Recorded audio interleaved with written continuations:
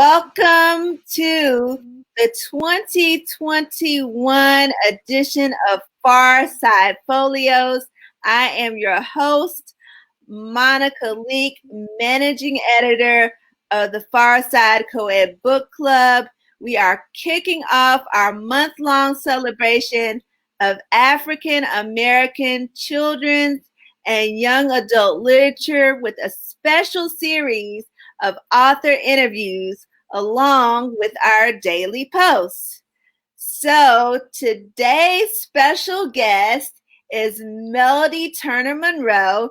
Miss Monroe is a graduate of Appalachian State University with a BA degree in music education, and from George Mason University with a Master of Fine Arts degree. She currently works as a music educator in Montgomery County Public Schools in Maryland. And this is her first published work, Pete Luckington and the Others. And we're so excited to have her with us today. Welcome, Miss Melody Turner Monroe. How are you doing today? Thank you so much for having me. I'm so happy to be here. I'm doing very well. Awesome, awesome. We're so glad to have you. And we're just going to jump in into some questions about Pete Luckington and the Others. And I have my copy here. This wonderful book was published by Outskirts Press, and you can also go to outskirtspress.com as well and look this book up there as well. But and it is received a Parents' Choice Award, if I remember correctly. So very popular among parents. And so our first question goes to talk about what was the inspiration behind Pete Luckington and the Others. Well, it all started with a song.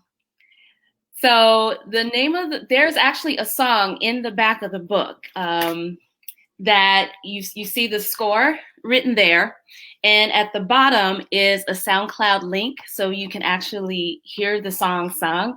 But this song came years before the idea for the book came. And so I'm a music teacher. I like to write things for my students. And at the time I was thinking I wanted to write a song that had a message of equality and love, caring for other people, a song about just caring and caring, love, unity, that's my word.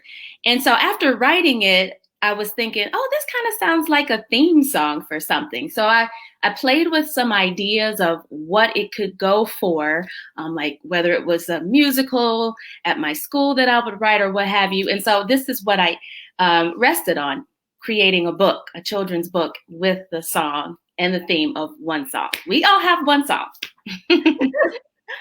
And that is an awesome concept to address with kids of all ages, to talk about love, to talk about caring, and just talking about diversity. So right.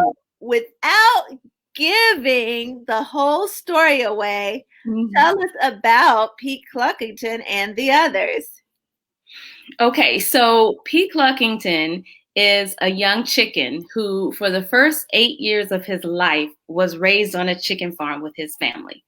So all he's ever known was chickens. But what happens is the summer right before he goes into third grade, the farm is sold and his family and all the other chicken families have to find new residences. So they look high and low trying to find another chicken farm and can't. So they end up at a farm with a diverse animal population, okay?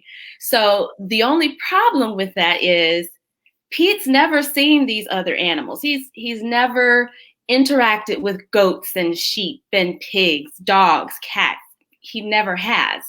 And all he knows is that his father kind of has already spoken about those animals, but not necessarily in a positive light. So he really thinks that all the other animals in the world will have some type of bad influence on him. So that is our problem, and that's what we tackle in the book.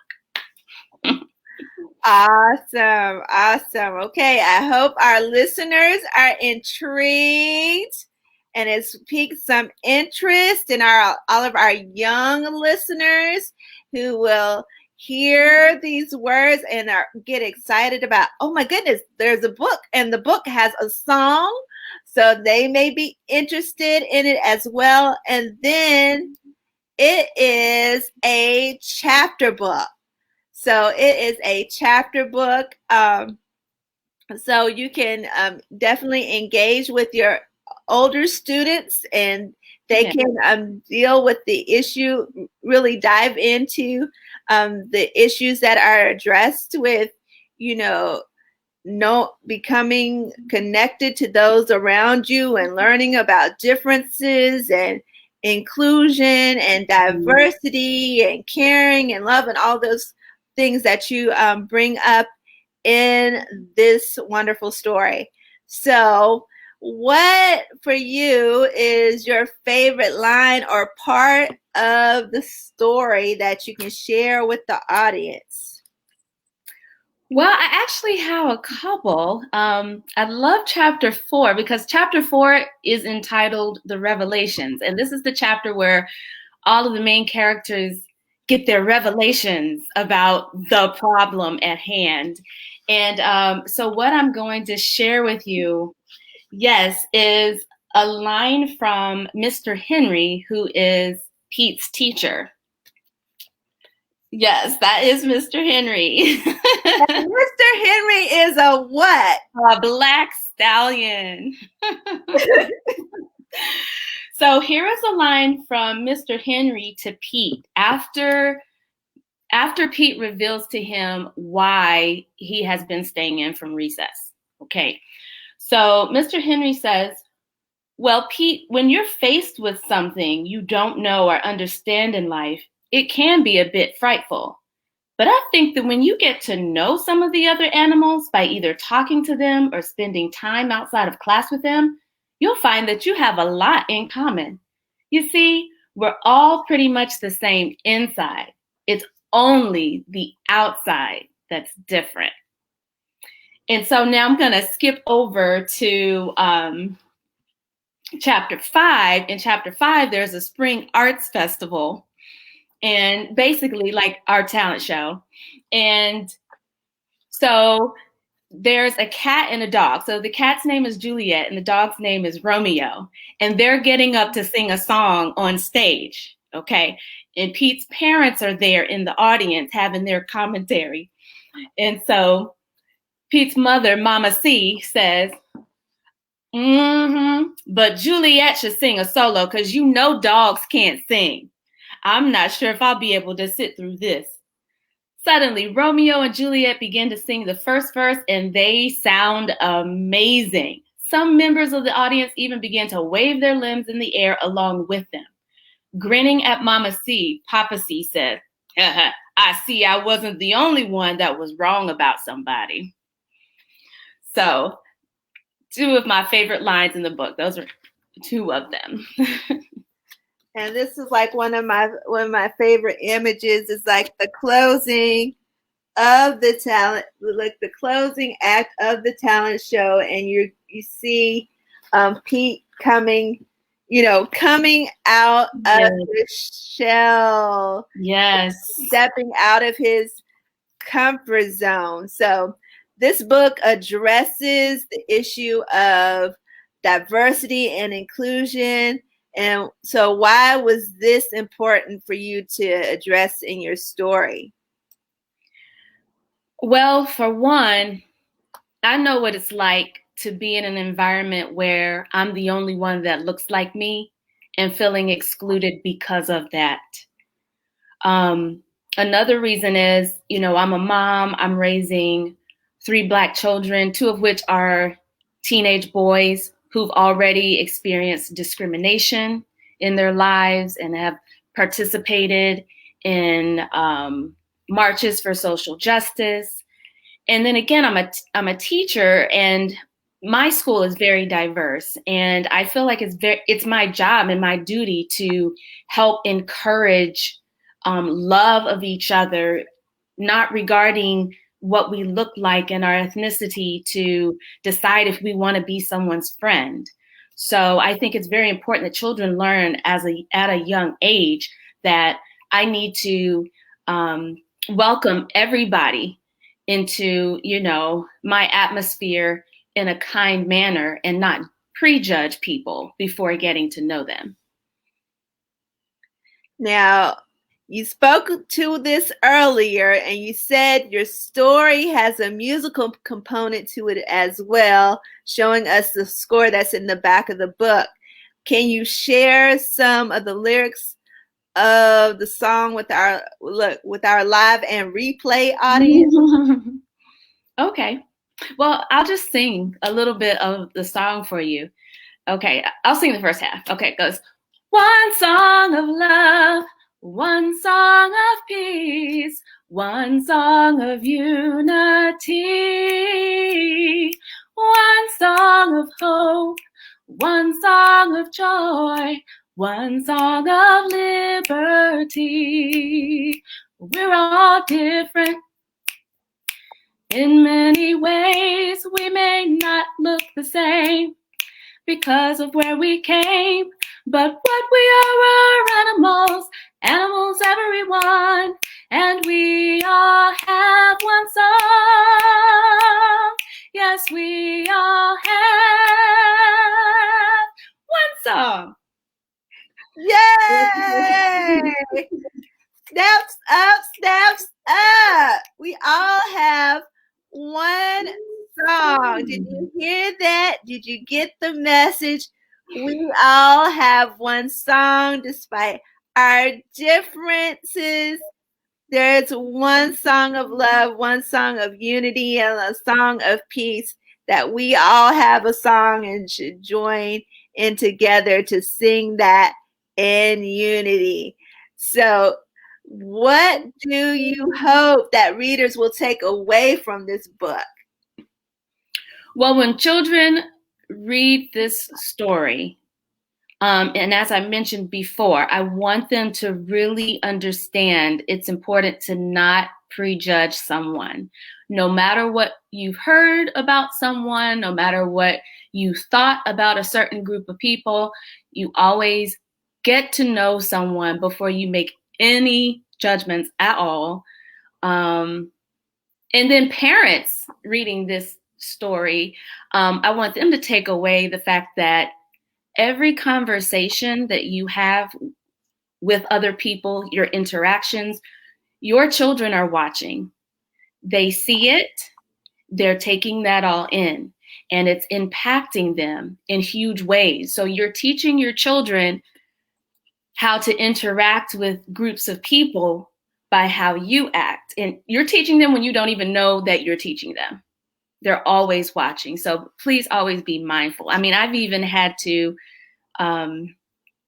catch myself. I've caught myself before, maybe making a statement about a certain culture's driving abilities or something in the car. And I had my kids back there and I had to apologize because I realized this is very important that parents know everything I do and say impacts my children. All right. That's a good takeaway for not just, children, but the adults in their lives who will pick up this book and read it to their children or read it with their children, because this is a great, definitely a great read aloud. And of course, as a chapter book, you'll break it up, in reading with your younger or beginning readers. And then as a chapter book, you can really dive in and pull out some of those, not just literal questions, the basic WH questions, but, some of those life lessons that you speak about that are in the story that are important for children to grab hold of and learn.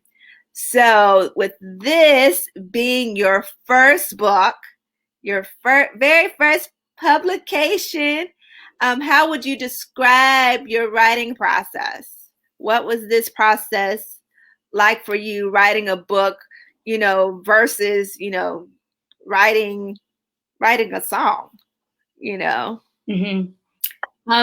The writing process itself, the writing of the story was simple. What was challenging was the editing and the illustration process.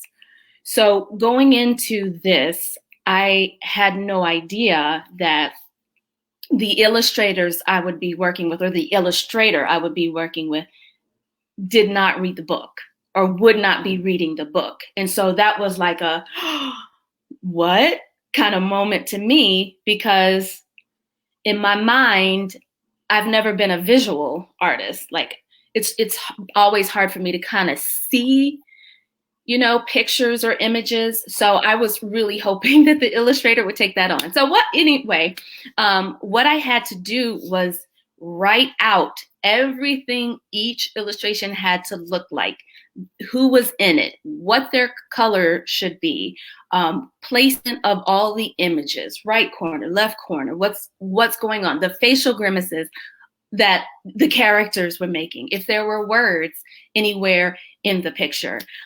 So that for me was the most challenging part of my writing process, and took the longest time because I went through 2 illustrators.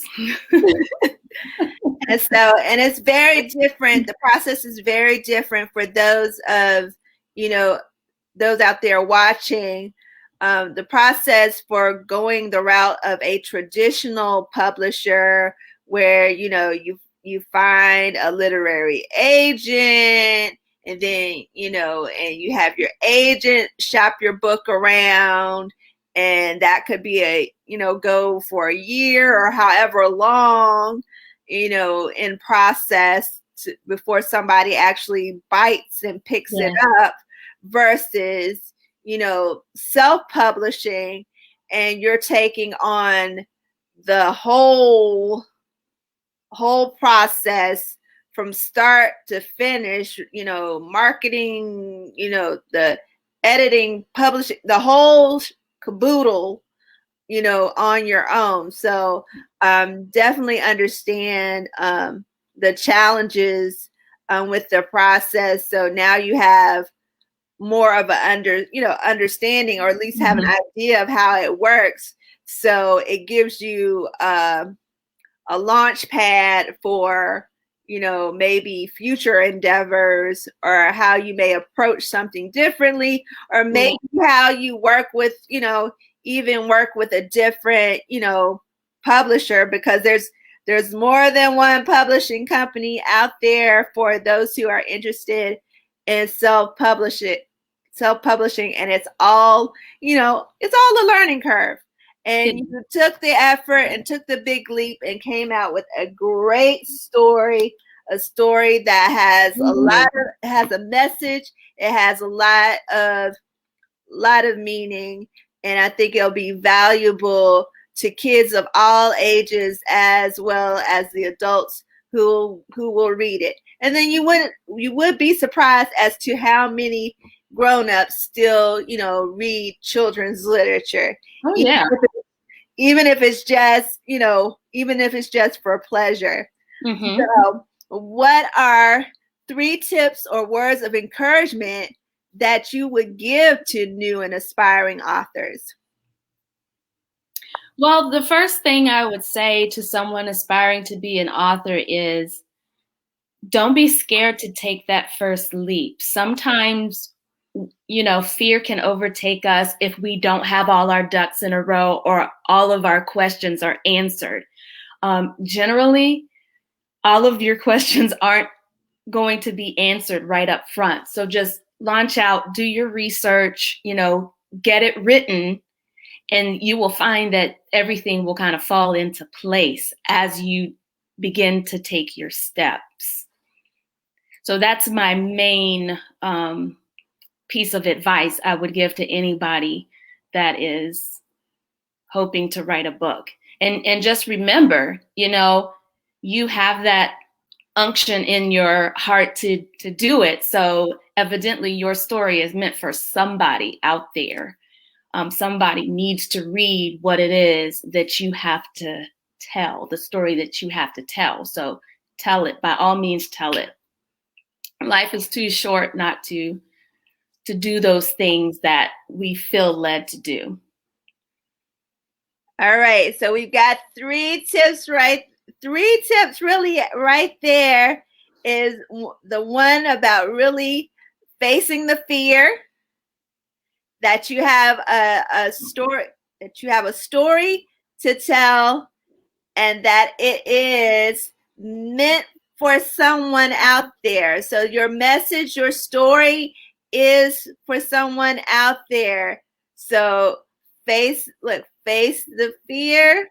You have a story, and the message is out there for somebody. So that's the encouragement for some of you out there who are listening, to get to writing, to get creative, to put pen to paper, or your fingers to typing on the keyboard, whatever your steps of writing process, are, to get your story done. All right. And our next question we're going to go to with those wonderful words of encouragement for new and aspiring authors, piggybacks on this one. Do you have any future projects in the works? And can you give us a little teaser about a future project?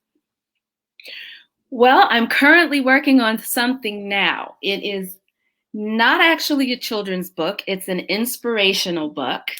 It will be a collection of testimonials of God's goodness and manifested power in the lives of believers. And I am looking to have that finished by the end of 2021. So please be on the lookout for that. But there will be more to come from Pete Luckington, because I have already started working on the groundwork for a prequel for Pete Luckington and the others. So you get a little bit more background of who he is and who his parents were in the beginning, before this story. All right. Look, that's a smart move, coming back with a prequel. All right. So you heard it here first. You heard it here on the Far Side first, to be on the lookout for an inspirational work from Miss Melody T Monroe in 2021, possibly more in the maybe in the fall time frame, or end of the year time frame, but definitely looking for a new work from Melody T Monroe, whether it's like on the inspirational side, then a prequel to Pete Luckington, to see what brings him to this shift of being in a place of inclusion and diversity and learning about others. So there's always a backstory. There's always a history. There's always a before. So there's the before, there's that little during, and then there's going to be like a follow-up. So we can see a series with this, and we see Pete Luckington will be around for a good minute. He's going to become a beloved character, I believe. And we're so excited about this story. And we want to ask this question of you too. Like, when I say representation matters, what does that mean to you, especially for this story of Pete Luckington and the others? Well, as you all know now, the characters in this story are animals. And representation in this book is that anybody, no matter what ethnicity you are, can relate or find themselves in Pete's family in some way. We all kind of make biases, against other people, or, in relation to other people. Maybe it was a bad experience that we had, or maybe we heard something, or maybe we saw something on television that misrepresented someone, and then we kind of generalize that whole group of people. So anybody can find themselves in this book, and is represented in this book amongst all these animals. Okay. Now, thank you for, talking about representation and how important it is, and just being able to see yourself, in the images that you're, perceiving. And it's how important it is for kids to be able to connect and make those connections. Mm-hmm. And so for this particular story, we're connecting to a chicken, yes, and some other farm animals, and a big old farm. So that's the way, it makes it easy for young kids to connect and see, the images, and get the colors and the sounds and all those kinds of things that you could relate, to, any child, growing up, and, parent-child relationships, and, teacher-student relationships. All of those kinds of things are explored within the context of this book. So having that story really represents a big mix of things that children can pull some really good positive lessons out of, just because of the way that it was so well written. So for our viewers and listeners, can you tell us how they can connect and follow you on social media, and how they can purchase your book? Absolutely. So my handles on Twitter and Instagram are Melody T Monroe. And I'm including the T in there because there's another Melody Monroe who's an author, but she writes romance novels. So don't want you to get us mixed up. I'm not her. But yes, and I am in the process of working on my website, melodytmonroe.com. And on Facebook, facebook.com/Pete Luckington and the others. All right. So you want to follow her on all of her social media websites, her social media outlets. So you got your Facebook, you got your Twitter, and you got your Instagram, and the website, of course, is in the works at melodytmonroe.com. So we're excited and thankful to have Melody T Monroe with us on today. And I'd like to just thank my guest, Melody Turner Monroe, for spending time with us this afternoon on the far side. My pleasure. Thank you for having me. We welcome you to the far side, and thank you for spending this period of time with us. And we wish you continued success with Pete Luckington and the others, and all the wonderful projects to come. We want to make sure for our listening audience who are watching live, as well as those who are going to catch the replay, to make sure you're staying tuned to the Far Side Co-Ed Book Club Facebook page for more author interviews and posts as we celebrate African American children's and young adult literature during the month of February.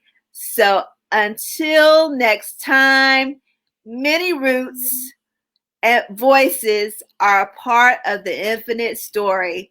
So plant your seed. All right. Blessings and peace.